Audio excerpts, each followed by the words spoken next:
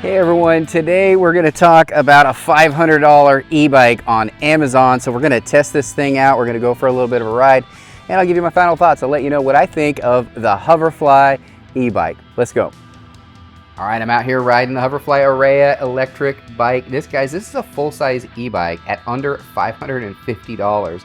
And a lot of people recently asked me about e-bikes for beginners, one that isn't that expensive. You don't need to break the bank to get into the world of e-biking. This is a great entry-level one. It has some of the specs that you would get in some of the higher-end bikes without some of the frills, and so we'll talk about that today.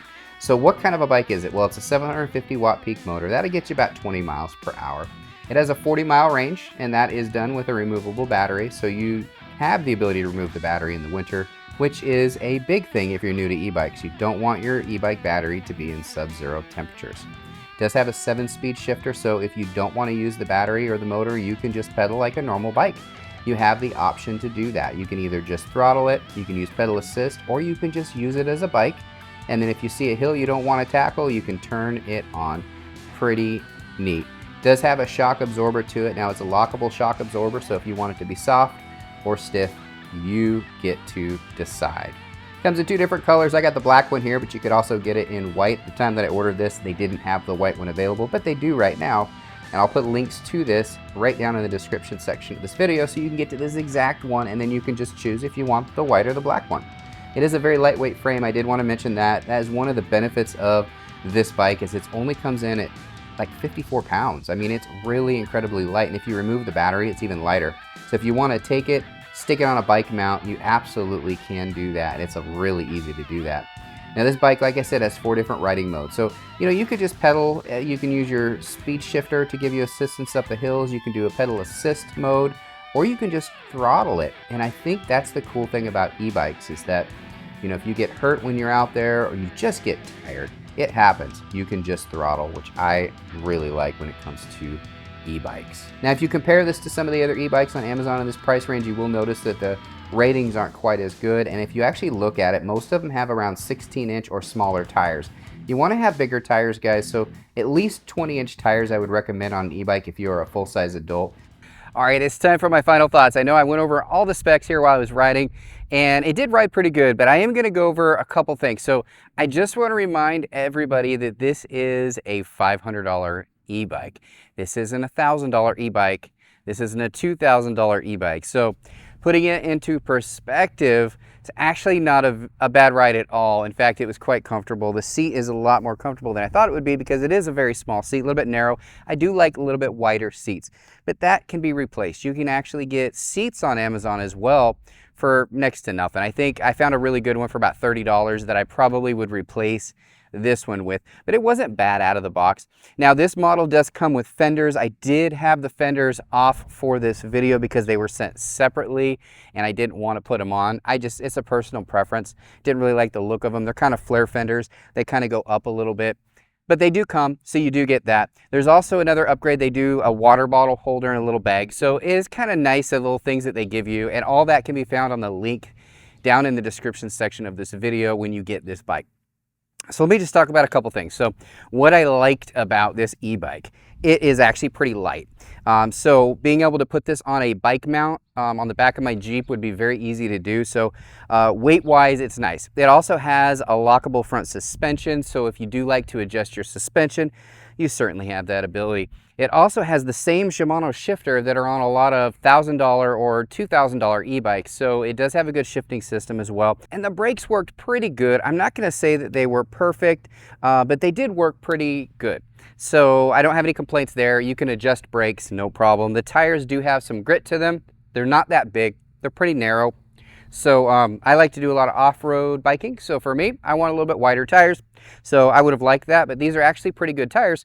They have pretty good grit to them. Battery is removable. I do personally prefer e-bikes where the battery is kind of hidden in the frame. It just kind of protects your battery in different weather environments. So, I mean, for example, if it rains on you, this type of battery is probably not the ideal one. It does have a nice little protector for it.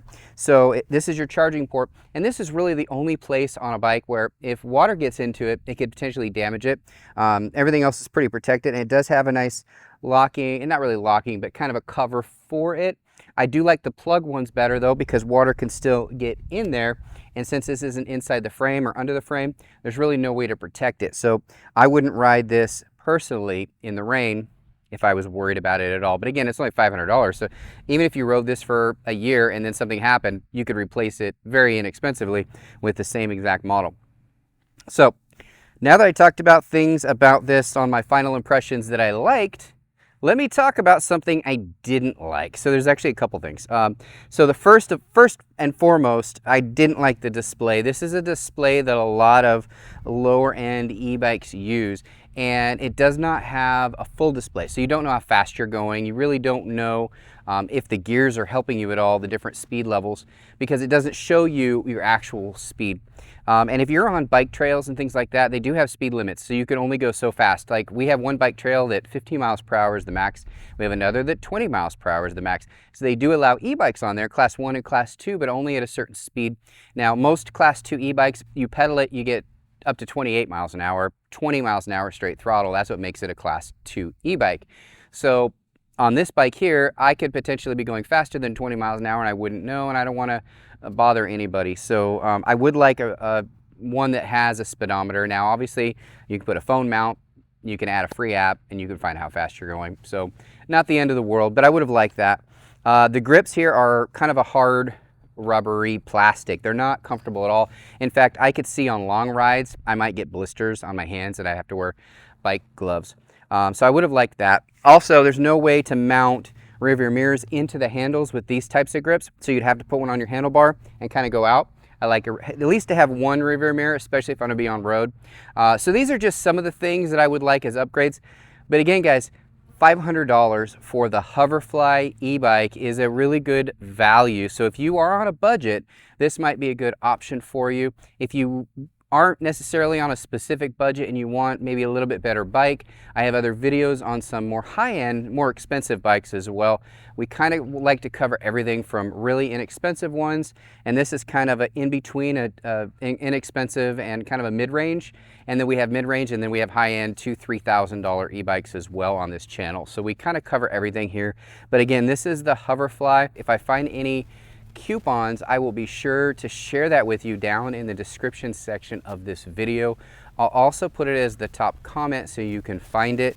Now I always rate all my e-bikes at the end of my video, so I'm going to rate this one. It's going to be no different. I am going to rate it on a general scale, so not just in this class. It's the only way to be fair. I do look at value, I do look at ride, comfort, all that power, torque, speed. I look at all of the factors, but really the main grade is based on value. So 10 would be perfect, and I've never had one of those. I'm still waiting for that perfect e-bike. 1 would be don't buy it. So I put this rate at 6.7, which is above average. 5 would be average. It's above average because of the value. To be able to come in right around $500 and actually be an e-bike with decent range and decent speed, decent power, it's actually pretty impressive. Guys, if you have any questions about this, feel free to reach out to us, comment down below. I'll be happy to answer any questions. Again, the link to this will be in the description section. Any discount codes I find, any of that will be right down there for you. Hope you enjoyed this video. New to the channel, please do subscribe. And again, reach out to us if you have any questions about this or any bike that we've shared on our channel. Thanks again, everybody. Bye.